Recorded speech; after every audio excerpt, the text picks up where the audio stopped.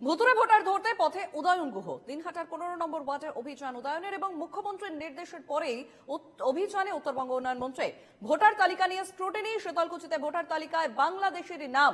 Voter তালিকা নিয়ে BSF কে তোপ উত্তরবঙ্গ উন্নয়ন মন্ত্রী।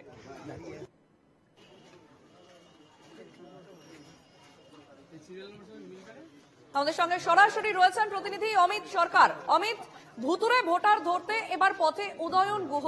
আমরা যেমনটাই দেখেছি যে মুখ্যমন্ত্রী রীতিমতো করার নির্দেশ যে ভুতুড়ে ভোটার ধরতে হবে, চিহ্নিত করতে হবে তাদেরকে, এবং তারপরেই রীতিমতো মাঠে নেমেছে তৃণমূল। এবং যেমন ছবি দেখা যাচ্ছে যে সেখানে পথে এবার উদয়ন গুহ।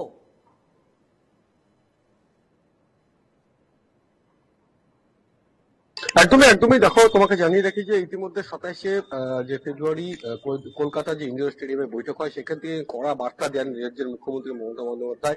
তারপরেই কিন্তু দেখা গেল যে জেলায় জেলায় কিন্তু যে ভুতুরে ভোটার তার কিন্তু স্ক্রুটিনি করা শুরু হয়েছে। তারই মধ্যে কোচবিহার জেলায় কিন্তু বেশ কয়েকটি ভুতুরে ভোটারের যে অ্যাপিক নম্বর দিয়ে যে নাম, সে কিন্তু নাম বাড়িয়েছে। মূলত ইতিমধ্যে মাথাভাঙ্গায় কিন্তু দুজনকে দেখা গেছিল। তারপরেই কিন্তু আজ যেটা দেখা যাচ্ছে যে জেলার কিন্তু বিভিন্ন জায়গায় কিন্তু নেতৃত্বরা নেমে পড়েছেন। ইতিমধ্যে আজ সকালবেলায় কিন্তু দিনহাটার 15 নম্বর ওয়ার্ডে উত্তরবঙ্গ উন্নয়ন মন্ত্রী উদয়ন গুহ তিনি কিন্তু নিজে যান এবং সেখানে কিন্তু স্ক্রুটিনি করেন এবং মূলত এই যে ভুতুরে ভোটার, সেই ভোটার লিস্ট গুলো কিন্তু তারা খতিয়ে দেখার চেষ্টা করছে। তার পাশাপাশি দিল্লিতে যে ভোটে যে বিজেপি যে জিতলো, সেখানে কিন্তু জল ঢেলে যে ভুতুরে ভোটার তৈরি করে তারা জিতেছে, সেই জিনিস কিন্তু পশ্চিমবঙ্গে হতে দিবে না।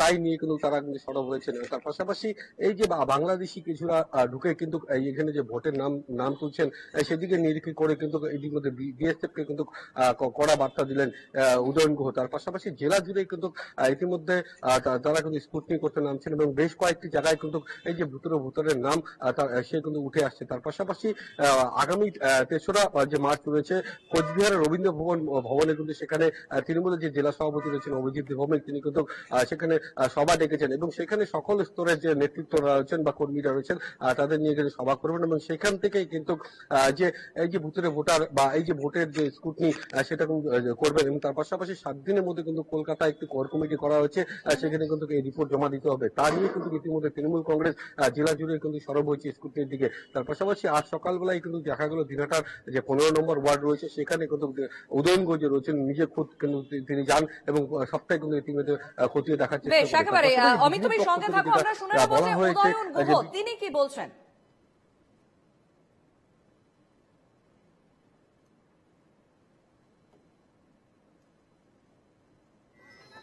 দেখা গেছে যে মহারাষ্ট্র এবং দিল্লিতে ভোটার লিস্টে জল ঢুকিয়ে দিয়ে সেখানে যারা শাসক ছিল তাদেরকে হারানো হয়েছে বা বিজেপি সেখানে ক্ষমতায় এসছে। আমরা এখানে 1 ইঞ্চি জায়গা কোনো অবস্থাতে ছাড়ব না, যাতে একেবারে ভোটার লিস্ট তৈরি করা থেকে শুরু করে ভোট গণনা পর্যন্ত কোনো রকম সমস্যা যাতে কেউ তৈরি করতে না পারে, কোনো রকম জল যাতে কেউ না মেশাতে পারে, সেটাকে লক্ষ্য রেখে আমরা কাজ করে যাচ্ছি। আমাদের সঙ্গে সরাসরি ছিলেন অমিত সরকার। অমিত, ধন্যবাদ আপাতত তোমাকে।